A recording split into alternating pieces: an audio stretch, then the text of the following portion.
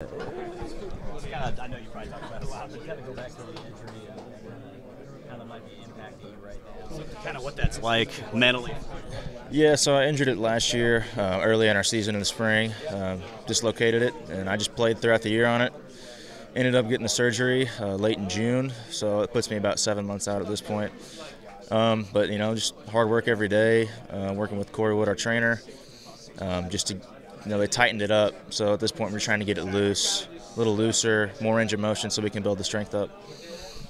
When you were looking to make the move from SEMO, you're an Arkansas guy. I mean, you see the Bryant history. I mean, you have Blaine Knight here, Evan Lee. And when you look at some of those names and maybe like how eye-popping it might be to get the opportunity to put the hog on your chest and come out and play for Arkansas, and now you get that chance, and it's getting closer and closer. So what's that like for you? I mean, I'm excited. I'm just glad to be here. I mean, what a great historic program, the year they came off of last year.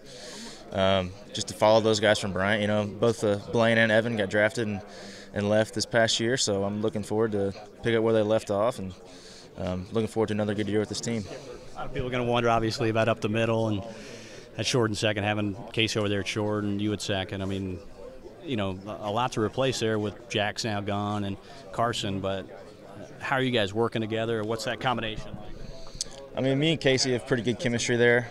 We would do a lot of extra work together, just turning into plays, getting to know each other, and how we look and feel out there on the field. So I think it's been good so far. And then just working in with Blake Nesbitt as well, second base with me. We feel pretty confident whether, my arm's good or not, or Jacob Nesbitt rather, can be there. He can fill in well. Is Casey that fast? I mean, is he running maybe like a 4.340, something like that right now? He's fast. He's probably the fastest guy I've ever seen run around the bases. So he picks his feet up and gets going quick. Hitting wise, I mean, your approach to the plate. There's so much now about even analytics to that degree. How you approach, where you're trying to place the baseball, go with the pitch, all those things. How much does that factor into when you go up to the plate? Because the numbers you put up at Southeast Missouri were really strong. Yeah, I think you get with me, I'm just a guy that takes my hits. I don't worry about driving the baseball too much. Of course, I'm going to be aggressive and take a good swing. That's an aggressive swing. So I will hit some extra base hits, but I'll take my hits. I'll take the ball the other way. And, like you said, just wherever the pitch is made, I'll try to do my best to hit it that way. This team might rely on speed a little bit more versus last season, all those home runs from the 2018 team.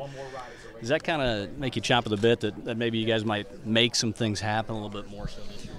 I think it's exciting. I mean, home runs are exciting, don't get me wrong, but when you play fast like that and put pressure on other teams all the time, it's an exciting brand of baseball that people like to watch, and it's fun to play just to see how it unfolds against another team when they start to fall apart just because you're putting that much pressure on them.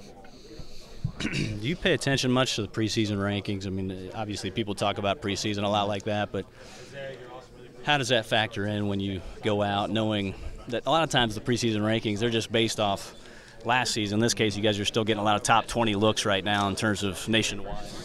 Yeah, I mean, it's exactly what it is. These last several weeks, so we've had a lot of top rankings in the top 25, but then again, it's like you said, we got to move on from last year, and finishing number 2 overall at the end of the year last year was fantastic, and it was an awesome thing to remember. But I think everybody that was here last year or wasn't here, but we're in here now and ready to move on and get going this year. We have everything to prove.